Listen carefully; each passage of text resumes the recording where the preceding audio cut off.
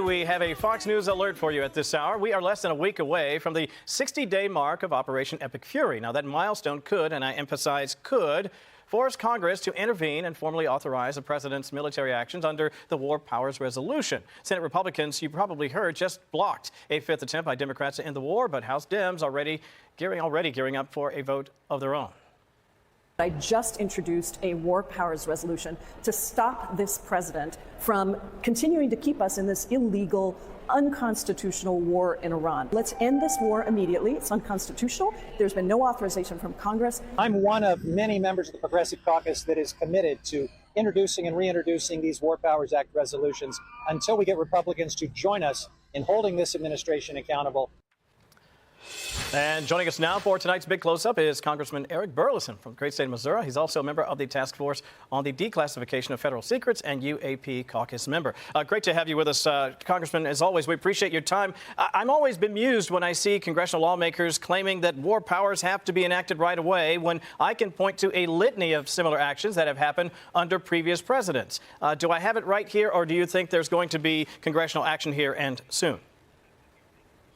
This has been a debate that's gone on since the beginning of our country. So when our founding fathers wrote the Constitution and they were trying to decide who to give that authority to, they said have that kind of flexibility. So, and ever since then, we've had this ongoing kind of check and balances, and I think that that's the way that it probably should work.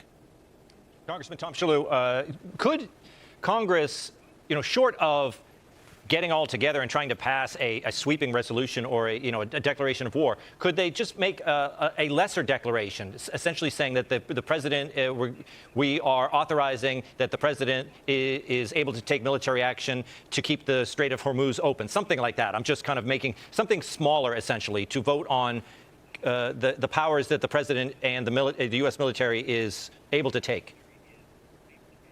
Yeah, I think that would be possible to have like a narrow resolution, but I think that we would have to take into consideration that anything that we might do may be handcuffing this president. And I'm trusting his instincts. He's a president that doesn't want to have any long, prolonged war. I think that he's leaning into what the United States is good at, which is air superiority, naval superiority, the ability to use sanctions. All of that has given the United States a tremendous amount of leverage on Iran. And I don't know that we have to send boots on the ground in order to end this conflict. Congressman, I want to get your take on another real hot story right now. The number of missing or dead scientists with ties to nuclear and space research continues to climb, now hitting 13. We're also learning that the 2024 death of former Air Force intelligence officer and would-be UFO whistleblower Matthew Sullivan could be tied to this growing mystery. Congressman, what can you tell us? To the FBI and requesting an investigation into his suspicious death.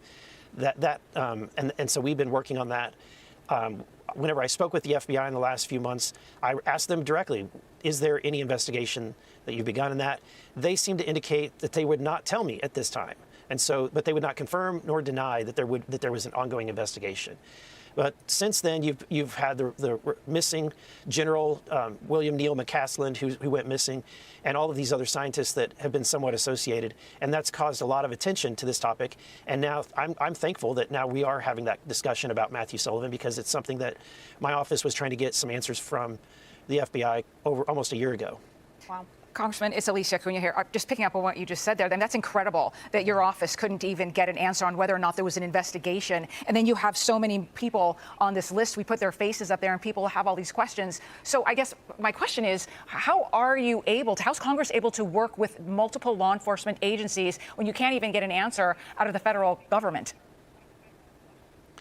What I've learned is that is to try to work directly with the FBI, not go through the staff of Congress. Oftentimes the committee staff or other staff in leadership might change the language of your letters or hold on letters.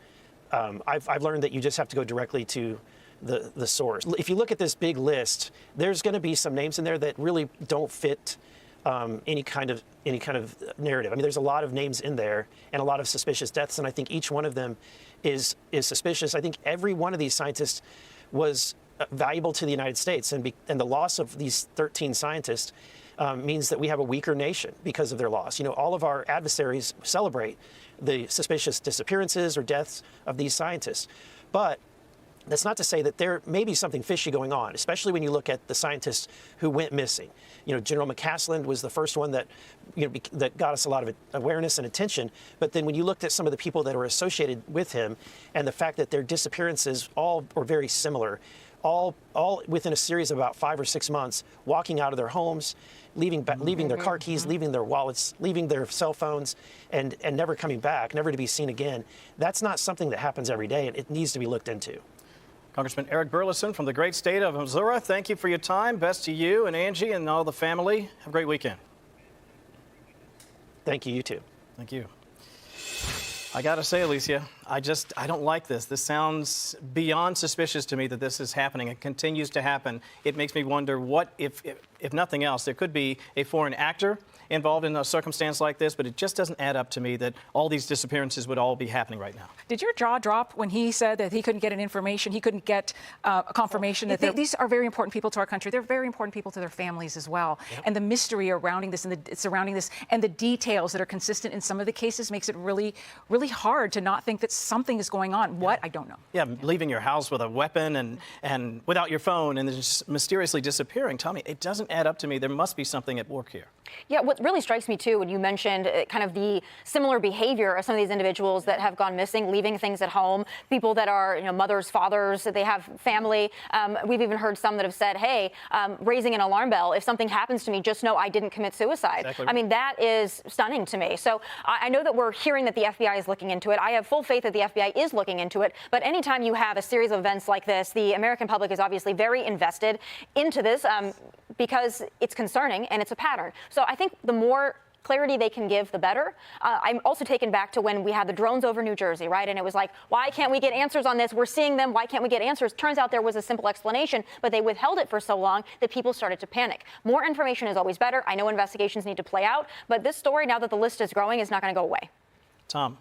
Yeah, I would say, like Alicia, the idea that why couldn't you get an answer as to, has there been an investigation? It's weird, but then again, a lot of this is, CYA. These officials don't want to be the ones to say, like, oh, yeah, I'm on it. Because if they say I'm that, but they do things like they hike, they go on long hikes, they're always kayaking. I mean, these scientists, because they're interesting people, sometimes they do things that lead to danger or, a place where they could go missing.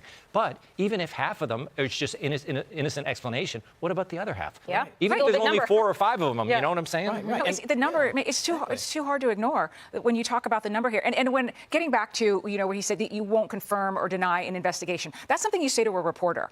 I've been told that plenty of times, and sometimes it's because law enforcement has a suspect in mind. They're onto a lead. That doesn't seem to be what's happening here. Yeah, and what really bothers me, I think, more than anything else is we live in a world where you can find people, for the most part, and then suddenly we're not able to locate all of these people? Really? We haven't collected, bodies and physical evidence? It doesn't add up. There must be a massive investigation. We just haven't been told all about it. Be sure to like and subscribe for all the Fox News latest on YouTube and catch full shows streaming now on Fox One. Top national stories. WHCD shooting investigation. New details have emerged regarding Cole Allen, the suspect in the White House correspondents' dinner shooting. Law enforcement sources report he had an anti-Christian manifesto and specifically intended to target administration officials. Trump on national security. President Trump told Fox News he is meeting with his top security advisors today to discuss a new diplomatic proposal from Iran aimed at reopening the Strait of Hormuz. King Charles visit. Despite the weekend security incident, President Trump confirmed that King Charles III and Queen Camilla will proceed with their historic state visit to the U.S. Politics and world news. Middle East crisis. Negotiations between the U.S. and Iran have reached a critical impasse. Tehran's top diplomat is blaming Washington for the failure of recent talks in Pakistan. Domestic policy. A new racial equity plan unveiled by New York City Council member Zohran Mamdani